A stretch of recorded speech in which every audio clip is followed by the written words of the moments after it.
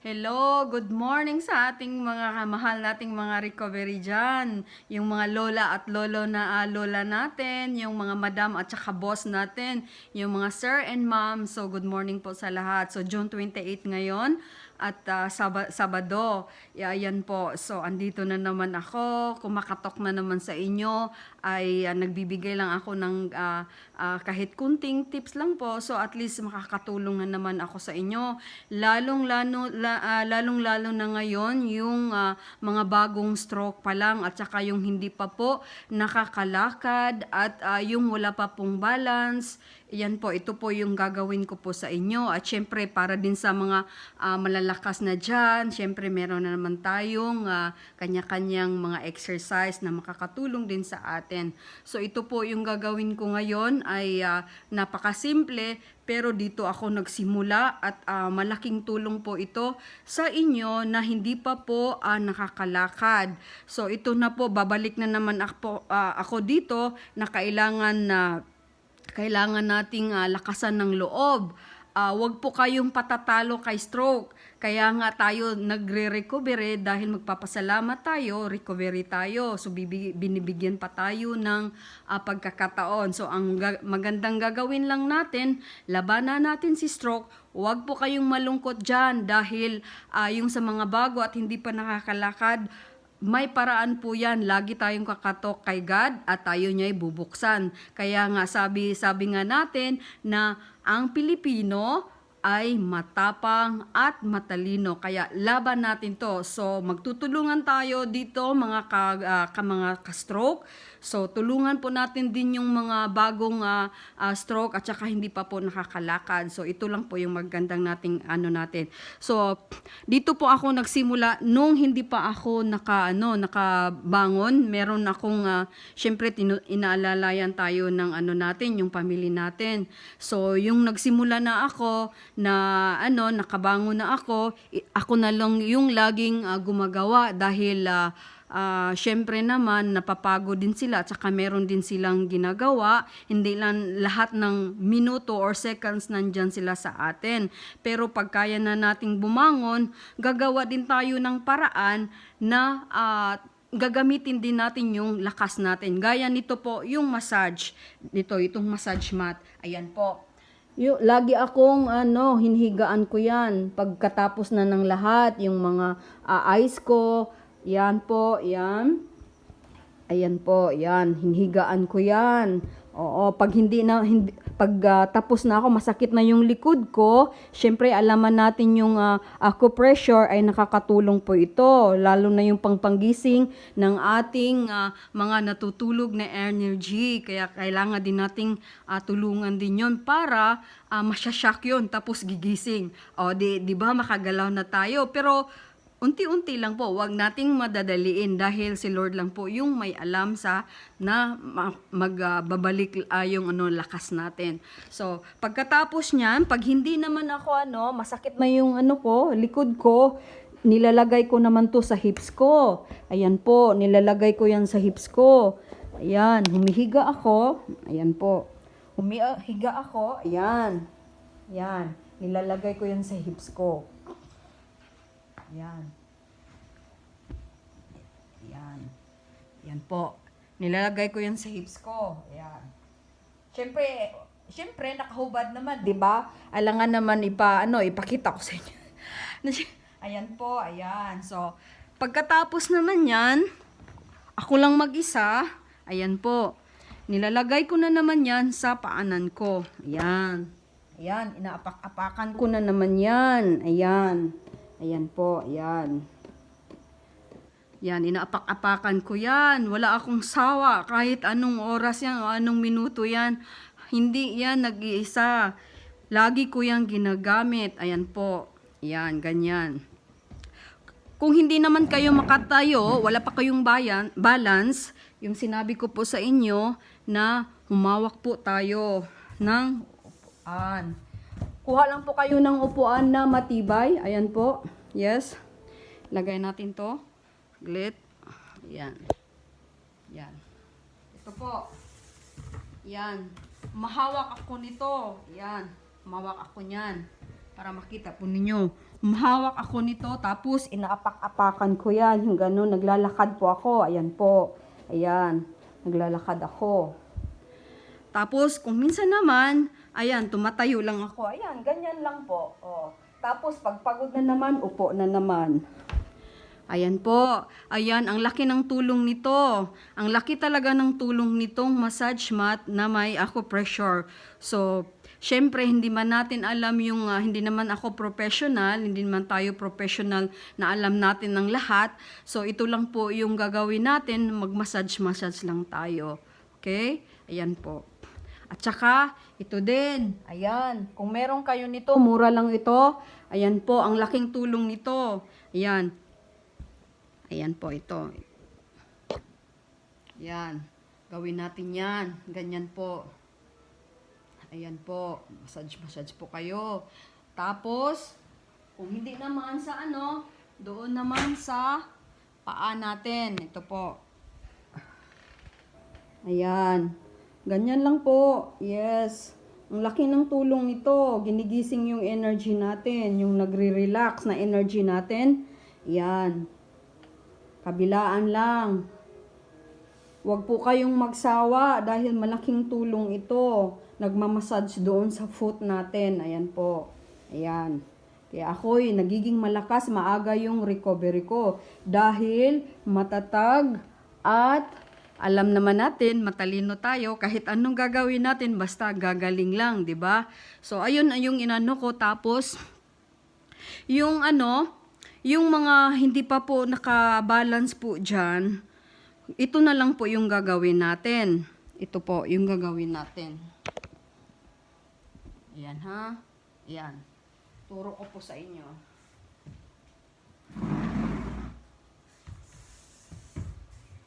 Nung hindi pa ako nakalakad, alam nyo ba, itong kwarto na ito, ang yung mga kasama ko lang lagi ay mga upuan. Kaya ang laki ng tulong ng upuan sa akin. Hindi ako nagsanay sa wheelchair. At saka hindi rin ako gumamit yung mga sungkod, yung sa Tagalog, yung sungkod. Yes po.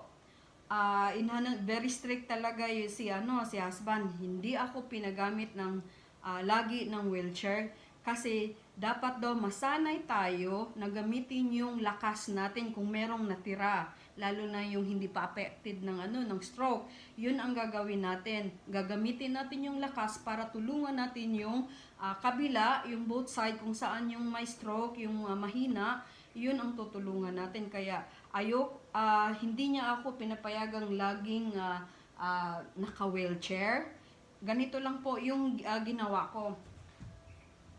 Yung hindi pa ako hindi pa ako nagbabalance, upo, tayo, yung ganun. Tapos, yung sinabi ko naman doon sa video na nag-a-ice ako, syempre ginagawa ko yun after. Tapos, pag gusto ko namang tumayo, gamitin ko yung lakas ko, yug-yug, dito ako ng yug-yug, ayan, sumasayaw ako. Ayan, sumasayaw ako. Ito po yung simula sa akin na hindi ako gumagamit ng mga sungkod o hindi na ako sumakay sa wheelchair. Ang sa isip ko, ilabas na yung wheelchair, doon na yung sa kabilang kwarto. Ayaw kong makita yung wheelchair kasi gusto ko yung sarili kong lakas talaga ang gagamitin ko. Kaya ito yung sinubukan ko, ito lang yung kasama-kasama ko na tumatayo ako, upo, tayo, ayan, upo na naman, yung ganon. Kahit ano na lang, puro upuan yung kasama ko dito sa kwarto. So, ito po yung magandang tulong ko lang sa inyo po na, yes, ito, nagsimula, ayan, tumatayo ako, mahawak ako nito, tapos minsan inaganan. Nag-ano ako sa balance ko. Ayan, kung kaya ko talaga. Pero may isang beses na natumba ako, pero doon ako bumagsak dito sa bed. Ayan, tayo na naman. Hanggat na meron na akong balance, ayan, nagkakabalance na ako, ayun na, nag-ano na ako, nagsubok-subok na ako na kahit 1 step o 2 step, basta yung sarili ko talaga na balance. Hindi ako mahawak ng ganito, hindi ako humawak niyan. Pag na out of balance ako, yan, humahawak lang ako. Pero sinanay ko talaga yung katawan ko na walang sungkod o ano dyan. Basta meron ako sarili kong balance. Ayan po. So, ayan po yung ituturo ko sa inyo. At saka, eto naman sa mga yung hindi pumupunta ng CR, yung nag-arenola lang, yung nag-urine tayo.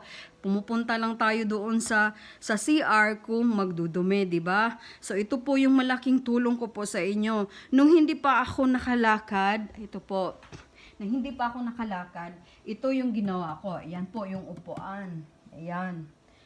Binutasan ko yun.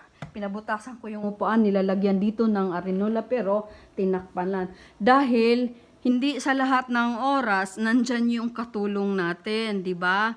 Na pag malayo sila o meron silang ginagawa, gusto na natin mag-urine, hindi naman tayo nakakaupo. Kasi hindi ko rin sinanay yung katawan ko sa lang po, sa yung adult diaper. Hindi. Ayan ang yung ginawa ko, ayan. Nilagay ko dito kasi hindi pa nga ako makalakad. Ayan, nilagay ko yan kahit may amoy. Pero syempre meron namang takip yung natin, yung ng urine natin, di ba? So, ayan, ginagamit ko yung kaliwa ko na para po na makahawak ako nito at saka dahan-dahan ako yan ganyan.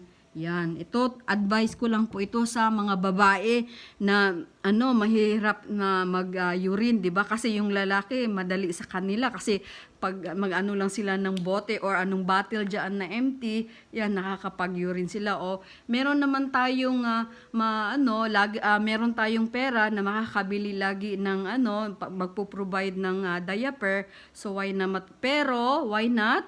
Pero ganito, pag maganda talaga na gagamitin natin yung lakas natin para masanay po tayong tumayo at saka hindi po depende po doon lagi nakahiga. Huwag po, sanayin natin kahit may pera tayo o wala, sanayin natin yung katawan natin na tumayo, hawak lang sa upuan, tumayo, hawak sa upuan, at saka kung kaya naman ninyong bumangon, please, gawa kayo ng paraan. Alam naman natin yung Pinoy, matapang, lumalaban. Ito yung ginagawa ko unang-una. Ayan po, hindi pa ako makalakad. Nung nakastep na ako, alam nyo ba kung anong ginawa? Yun, nilagay na ito sa distansya. Ayan, nilagay na ito dito. Kumbaga, ito yung wall. Ayan, dito. Ayan. Ayan. Nilagay na yan. Bakit po? Para masanay ako mag-step ng 5 or 4. Kaya ito yung ginawa ko. Ayan. Kaya nga sabi dito sa kwarto, parang piyesta ito. Ito yung mga kasama ko, yung mga upuan. Upuan talaga yung mga kasama ko. Ayan. Nakatayo ako. Habang ako makatayo, ayan. Yan, tatayo ako. Yan, hahawak ako dito.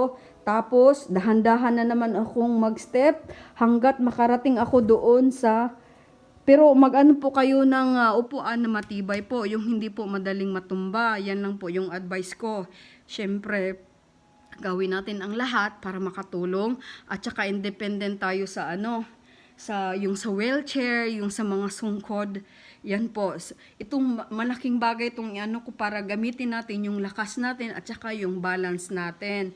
So hindi sa lahat ng oras tatawagin natin yung kasama natin na gusto kong ganun pumunta ng CR. No, gawa tayo ng paraan na para mag-exercise tayo at saka masana yung paa natin na lumalakad at saka yung balance natin. So yan po. Dito ako sa bed. Ayan, sa bed. Ayan. Mahawak ako niyan. Yung malapit lang. Yes. Mahawak ako. Tapos tayo. Tapos step na. Step. Ayan. Hanggat makarating ako doon. Ayan. Diyan. Ayan. Umihi ako. Ayan. So ito yung magandang tips na ibibigay ko sa inyo. Sana makakatulong ito. Lalo na doon sa mga bago na na-stroke. Huwag kayong malungkot dyan dahil gagaling tayo at gagaling. Tapangan natin yung loob natin, huwag kayong matakot. Basta sinusunod lang yung mga maintenance natin. Mag-iingat muna tayo sa pagkain, yung masarap. So gulay muna tayo, uminom muna kayo ng fresh juice. At saka kung maganda, mag-ano tayo ng herbal tea kasi para lagi tayong magyuyurin, yung mga toxic natin ay maiilabas. So nabanggit ko na sa mga video ko yung maligamgam after all. Yes, bago ang lahat. Syempre alaman natin yung mga yung mga gulay, 'di ba? Malaking tulong po 'yon sa atin. So, yung hangga't nasanay na ako. So, ayun po, nag-step na ako. Ayan. So, hindi na ako humahawak sa upuan kasi dito pa lang sa kwarto, puro upuan na yung kasama ko, humahawak ako, wala naman akong lubid. So, yung iba din yung ginagamit is yung mga lubid, 'di ba? Humahawak sila para meron silang mahawakan na kung saan sila pupunta. So, wag muna nating pilitin yung mga baguhan diyan na stroke, wag muna nating pilitin na lalabas kayo kaagad. Magsanay muna kayo kung gusto po ninyong makabalance kayo kaagad. Sanay-sanay lang po kahit one step lang muna para galing po sa yung nasa bed pa lang kayo, makaupo kayo. Yes, wag po nating madaliin dahil darating yung time makakalakad din tayo. So, laban lang natin. Kaya nga lagi kong sinasabi po natin na kaya nilang gumaling, kaya ko ring gumaling at kaya mo ring gumaling. Huwag po kayong malulungkot. Ang gagawin lang natin ay manood kayo lagi ng mga funny sa movies dyan, kagaya ni Mr. Bean. Yung lagi kayong tumatawa dahil ang magandang effect niyan dito po sa brain natin. So, pag nagpa-function yung brain natin, lagi tayong masaya. Syempre, alaman natin kung saan yung balik, di ba? Binubuhay niya yung energy doon sa brain natin at saka pinispread niya doon sa mga weak natin na mga katawan kung saan yung. So, yan lang po ang magandang maitutulong ko ngayon. So, sana po ay malaking tulong ito lalo na doon sa mga baguhan, yung hindi pa nakabalance or nakatayo or nakalakad. Yan po. So, lagi nating iisipin po na lagi po tayong kakatok kay God. So, wag pong mag-atubili na humingi ng tulong sa Kanya. So, salamat talaga. So, lahat nating mga ka-recovery dyan. So, thank you so much. So, yes, good day talaga sa ating lahat.